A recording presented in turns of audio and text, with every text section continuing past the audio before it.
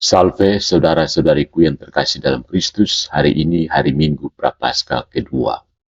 Tema umum bacaan hari ini adalah tantangan metamorfosis atau transformasi, khususnya pada masa Prapaskah ini. Bagaimana caranya? Kita harus mengubah kehidupan rohani kita yang membosankan dan mengantuk menjadi kehidupan Kristen yang dinamis selama masa Prapaskah. Sekali lagi, bagaimana caranya?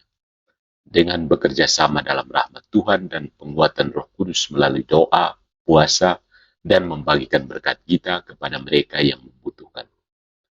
Hasil yang diharapkan itu apa saja? Sebuah pembaruan kehidupan rohani kita selama masa Prapaskah, ketika kehidupan kita yang dipenuhi roh mulai memancarkan kasih dan belas kasihan Kristus ke sekeliling kita. Ketiga bacaan pada hari ini mengacu pada transfigurasi di tiga gunung. Bacaan pertama menjelaskan bagaimana ketaatan dan iman Abraham diubah menjadi ketaatan buta dan iman yang penuh kepercayaan kepada Tuhannya ketika Yahweh menyelamatkan Ishak dari pengorbanan di Gunung Moria, menjadikan Abraham sebagai bapa iman.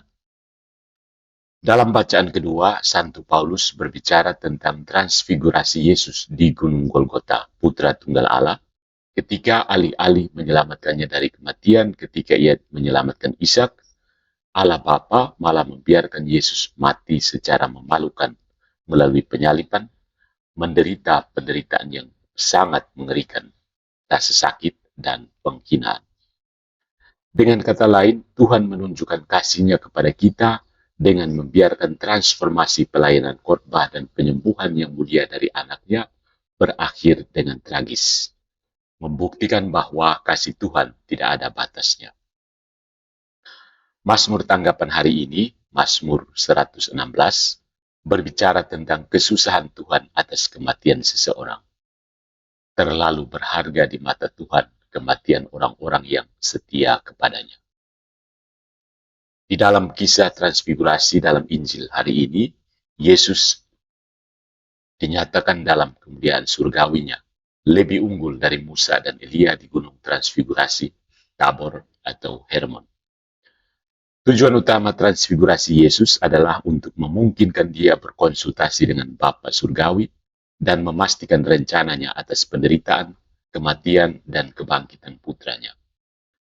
Tujuan kedua Tuhan adalah untuk menyadarkan murid-murid pilihan Yesus akan kemuliaan ilahi Yesus, sehingga mereka dapat membuang ambisi dan impian duniawi mereka tentang penakluk Mesias politik dan dapat dikuatkan dalam masa pencobaan mereka.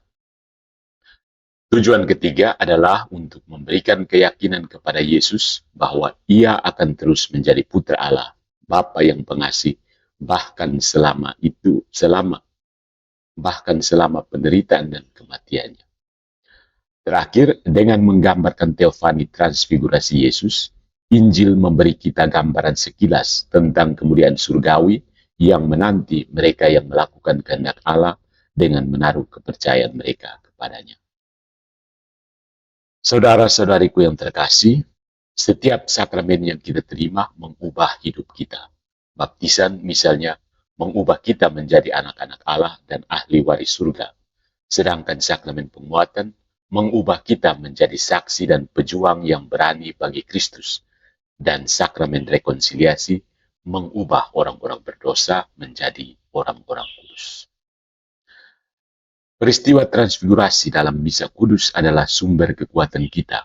Dalam setiap Misa Kudus, roti dan anggur yang kita persembahkan di altar diubah menjadi tubuh dan darah Yesus yang hidup dan disalibkan dan bangkit melalui transubstansiasi. Sama seperti transfigurasi Yesus yang menguatkan para rasul di masa pencobaan mereka, setiap Misa Kudus harus menjadi sumber kekuatan surgawi kita melawan godaan dan pembaruan kita selama masa Prapaskah. Selain itu, komuni kudus kita dengan Yesus yang hidup harus menjadi sumber transfigurasi kita sehari-hari yang mengubah pikiran dan hati kita sehingga kita dapat berbuat lebih banyak kebaikan melalui pelayanan yang rendah hati dan tanpa pamrih kepada orang lain.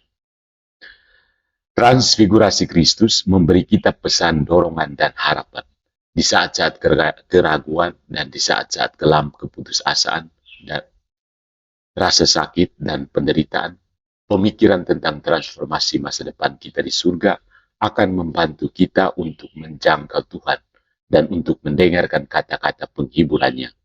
Inilah anakku yang kukasihi.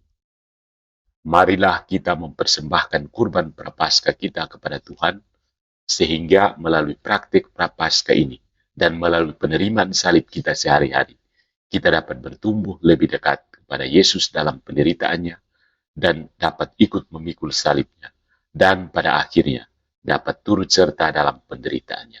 Kemuliaan transfigurasinya yang kedua, yaitu kebangkitannya. Semoga